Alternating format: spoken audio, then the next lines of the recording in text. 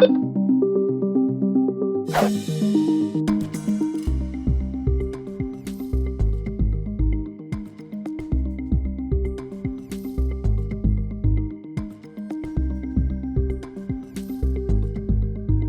now, from the CFTK-TV studios, this is Open Connection with your host, Robert Pictou.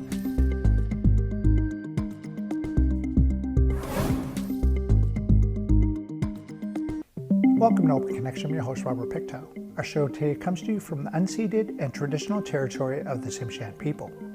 The Ministry of Municipal Affairs takes leadership in supporting local governments and residents to build a vibrant and healthy communities that are well-governed, livable, safe, and economically resilient, and socially and environmentally responsible.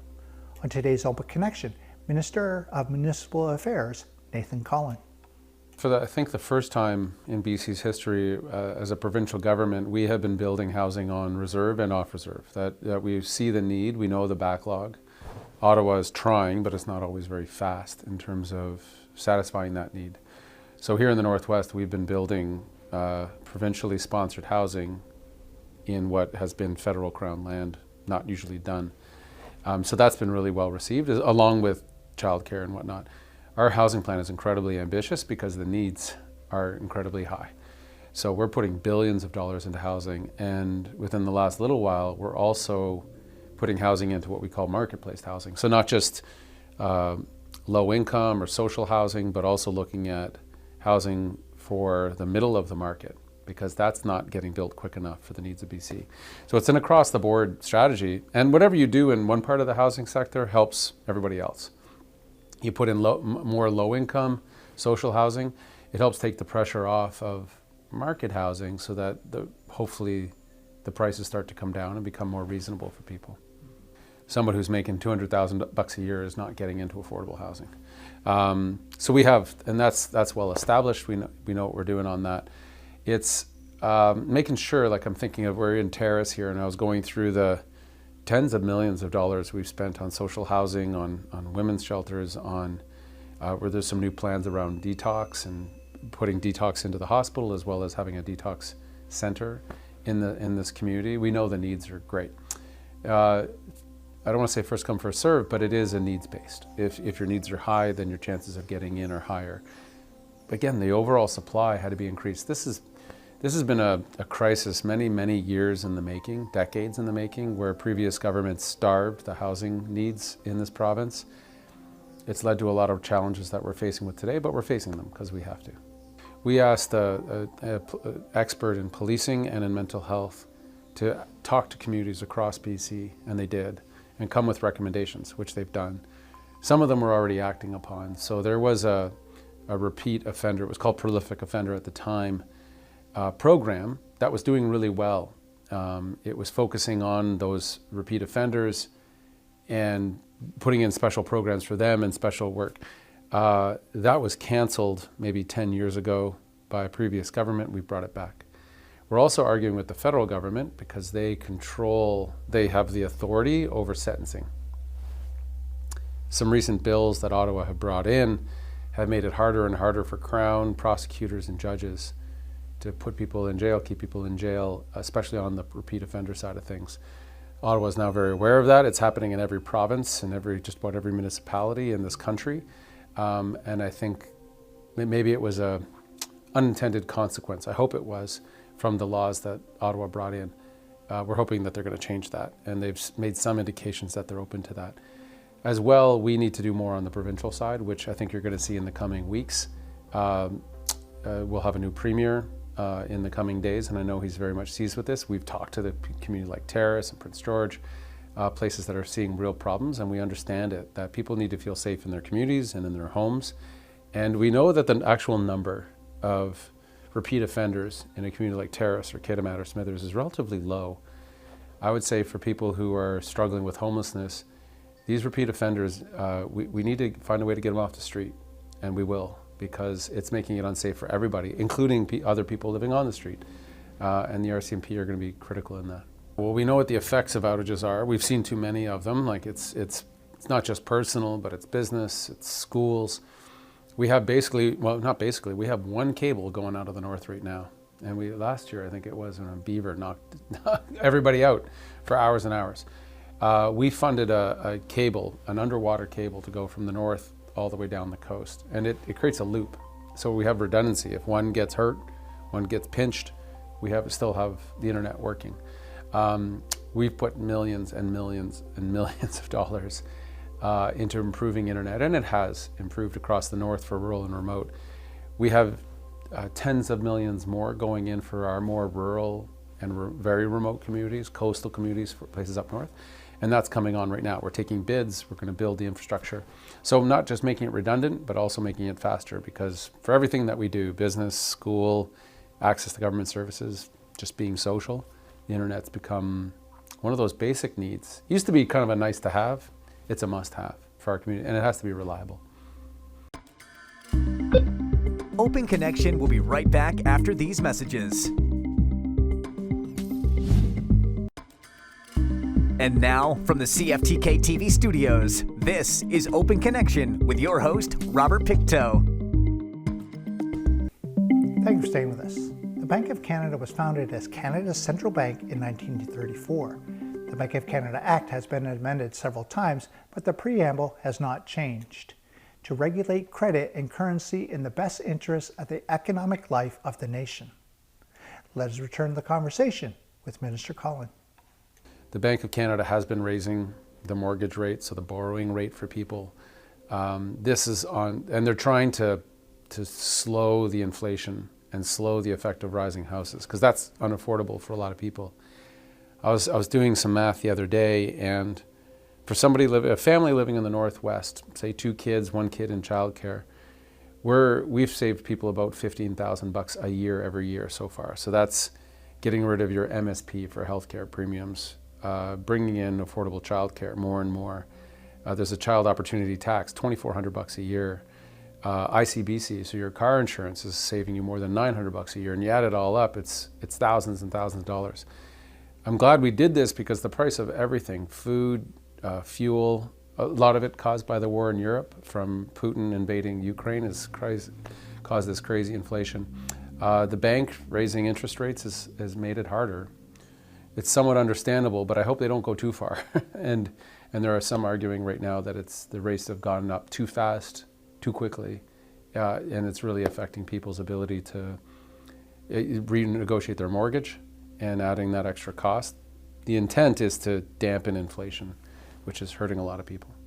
I've met with the mayors in Smithers and Hazelton and Kitimat and Terrace and Prince Rupert, Haida Gwaii, and being the Minister of Municipal Affairs, I get to meet with dozens and dozens of mayors. And there was a fair amount of turnover. I wouldn't say it was extraordinary here in the Northwest, but even just today, meeting with Kitimat and Terrace, I'm really excited. We got things like the RBA and a whole bunch of regional efforts that we're making. The Northwest has been doing really well economically. We've seen our housing prices go up. We've seen a lot of job opportunities. If you're looking for work, you can find work right now. And we've seen wages also increase, so we think that's good. We still have our struggles, good transportation, communications, and those kinds of things, but the Northwest is in a good place. It's strong, and I think the local leadership is a big part of that.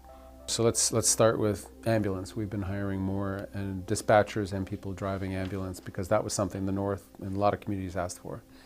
We are training more nurses than we ever have before.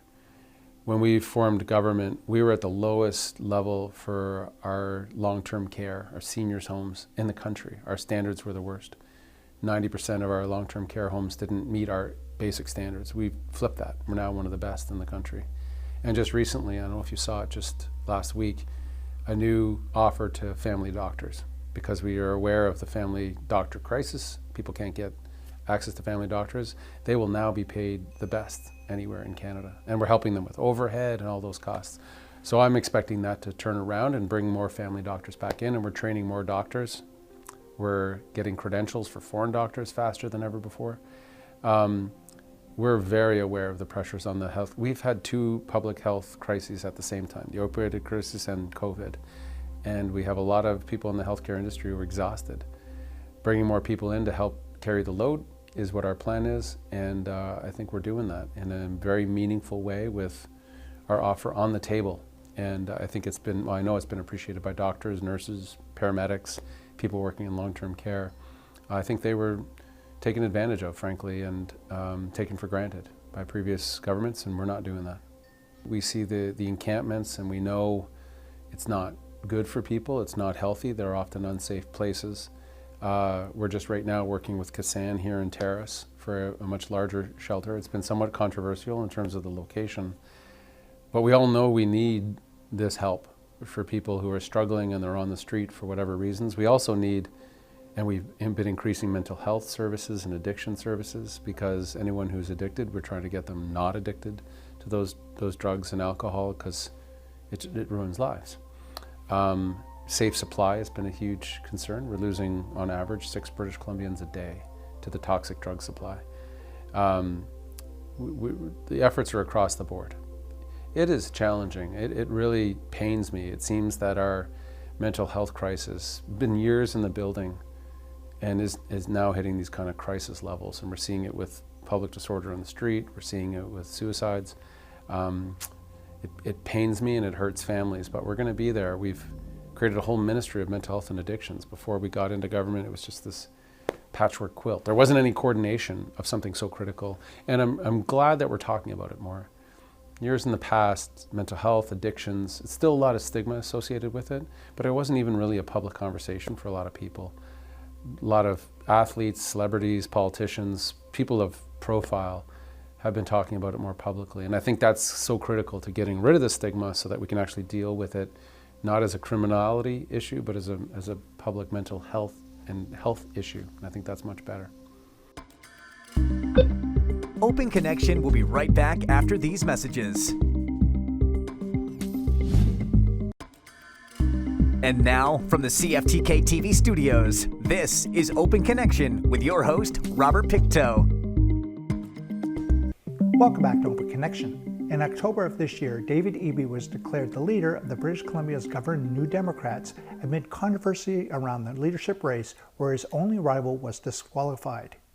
Let us return to the conversation as Minister Cullen reflects on working with the new Premier.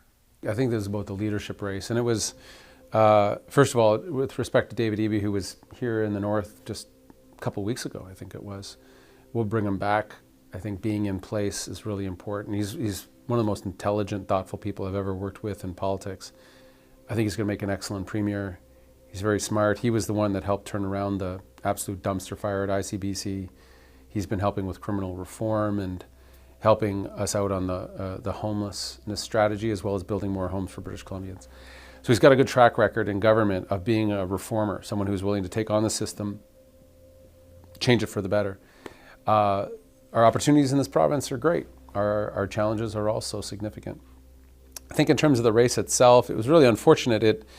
I like good races where you get to challenge things out. Unfortunately, we had a candidate come in that looked like a number of the rules weren't followed, and we had an independent person investigate it, found a lot of challenges.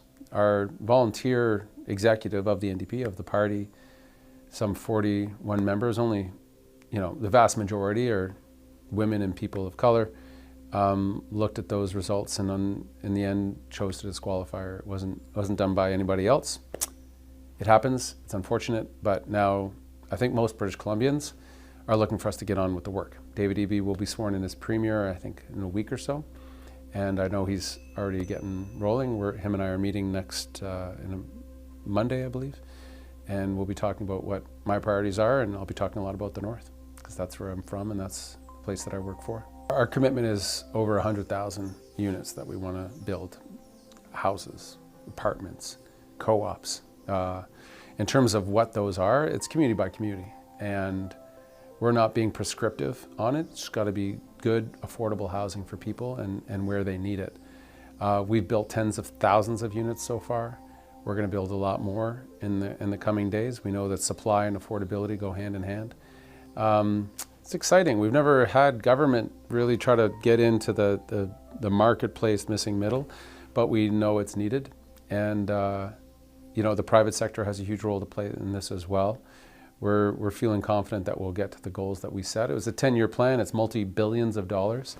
But for anybody who is looking for a house, or kids are looking for a house, we know affordability is the number one issue. It might be nice if you own a home and you see your value of your home going up every year, but we also know for the generations coming in, being able to afford a house is the biggest decision of your life financially.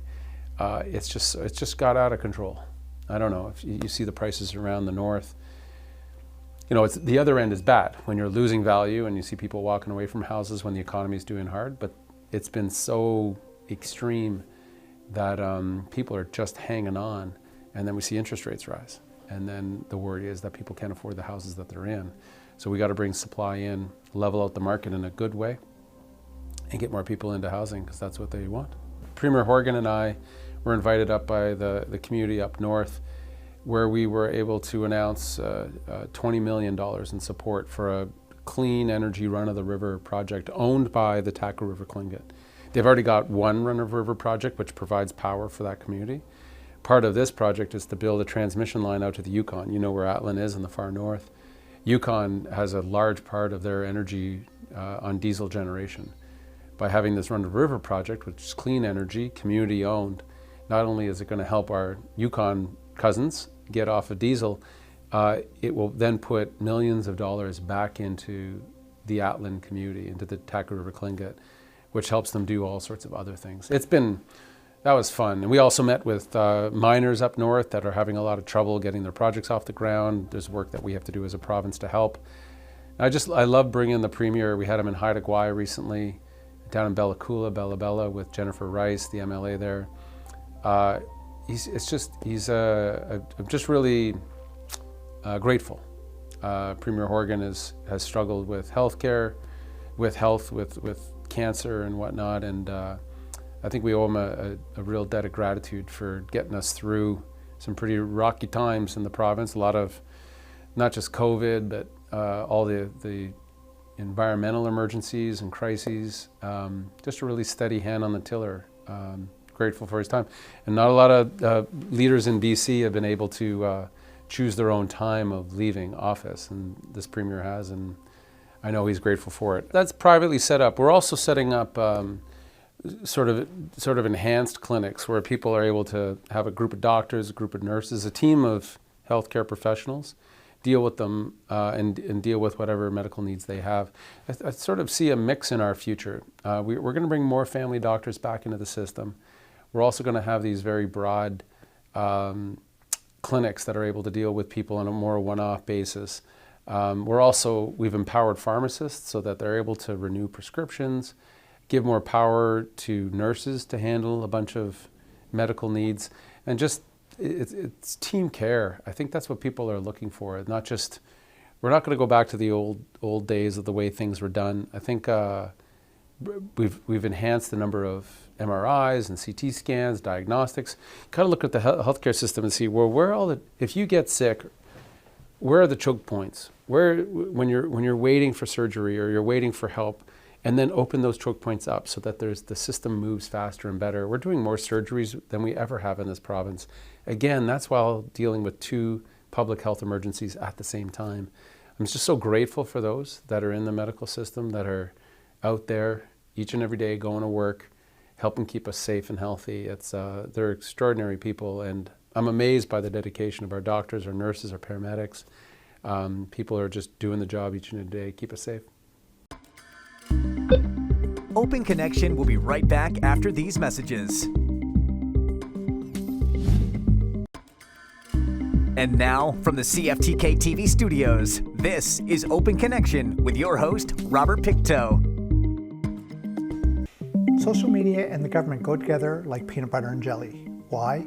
Because social media is an excellent place to communicate with constituents, launch campaigns, build awareness around initiatives, and it is an essential tool in crisis communications. In this final segment of Open Connection, Minister Cullen reflects on the power of social media. I feel like when we talk about issues like street disorder and mental health and addictions, it feels like we're in a different time, Like it feels that the stresses and strains on people, COVID hasn't helped. Our ability as a community to think about these issues and take these on has changed. You know, I was talking to a group today, and they're really struggling with volunteers in their fire department, and people are really stressed out. I think social media has also, it's an incredibly powerful tool, and I've seen, and I sometimes worry about our ability to just have conversation, to disagree with one another without being disagreeable. And I think these recent elections, the municipal elections, have given us a fair warning that if we want to attract good people to elected office, to politics, we have to always be careful and thoughtful of the way that we are with one another, and not hide behind the keyboard.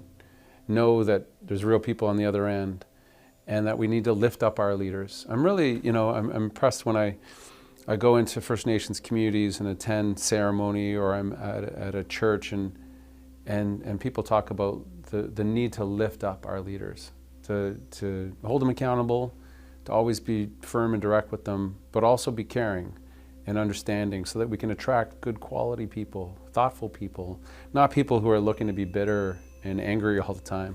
I do worry about trends, and our trend has been a lot more toxicity in our public life, and I don't think that serves anybody. It doesn't help us solve these problems, and I know it's not everybody, it's a marginal few, but people should know it has effect. I talk to a lot of people who won't run again because of the effect on them or on their families. We just got to be aware of that, and I try to lift us up and say, we can disagree. I disagree with colleagues all the time. It doesn't mean we make it personal. It doesn't mean that we start to use the words that we are intended to hurt. And it's good to pay attention to it. I think a confident community, a confident province can stand at the world stage and say, you're welcome to this province. You're welcome to our community. Diversity, to me, having people from different backgrounds, races, religions, only enriches us as a community. Our job, I think, as a province is to put that welcome out, and to know, okay, when we have record numbers of new people coming into BC, housing, doctors, good healthcare system, those are our responsibilities. And here's something people might not realize, that research shows us that for every 10 new people we bring into the province, we actually create the need for 7 new jobs to service the people that are coming in. So when we have 100,000 job vacancies, which we do right now in BC, more, bringing in 100,000 people to work in those jobs means you need to create another 70,000 jobs, which is another. And it's a virtuous thing in the sense of creating more opportunity for those businesses you talk about. And okay, what's our housing plan for Terrace? What's our housing plan for Hazelton? What's our ability to create more folks in the healthcare system to service all those people, more teachers, spaces in schools? But again, these are good problems to have. In the North, we've had the other side of things, and that's a different kind of challenge when there's just no money, there's no work, and then you're struggling, your house isn't worth anything. I've been in those communities too. That's tough. So I'm okay with having these kinds of hopeful problems. The BC economy has bounced back the strongest of any province. And I think that's in large part to the entrepreneurial spirit in this province. Our small and medium businesses, our main streets, they've also been dealing with a changing world. The internet has changed the way that business happens, and they've got to be more lean and competitive. Thank you for joining us for this episode of Open Connection. The greatest distance in the existence of man is not from here to there, but the connection from his mind and heart. If we can conquer that distance, we can soar like an eagle and realize our immensity within. I'm Robert Pictou.